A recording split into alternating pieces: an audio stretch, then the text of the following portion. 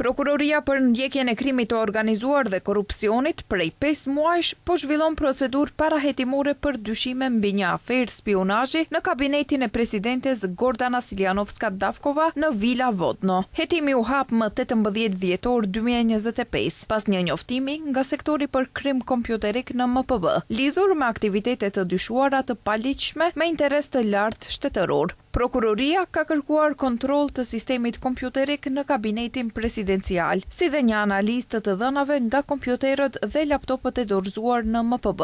Në kuadër të hetimit janë kërkuar edhe incizimet nga kamerat e sigurisë, por kabineti i presidentes ka njoftuar se nuk posedon kopje, pasi menaxhimi dhe ruajtja e tyre janë në kompetencat të MPB-s. Edhe pse institucionet përkatëse kanë sqaruar përgjegjësitë, MPB-ja ende nuk ka dorëzuar informacione për sigurimin e materialeve video. Në mars të vitit 2026, MPB-ja ka dërguar vetëm një pjesë të dhënave lidhur me qasjen në materialet e kriptuara, ndërsa prokuroria ka sekuestruar edhe 2 telefona mobil për analizë shtesë. Për shkak të seriozitetit të rastit, prokuroria ka kërkuar analizë të plotë të gjitha pajisjeve dhe të dhënave, por deri më tani nuk ka marrë rezultate apo raport zyrtar nga MPB-ja për veprimet e ndërmarra dhe provat e mbledhura.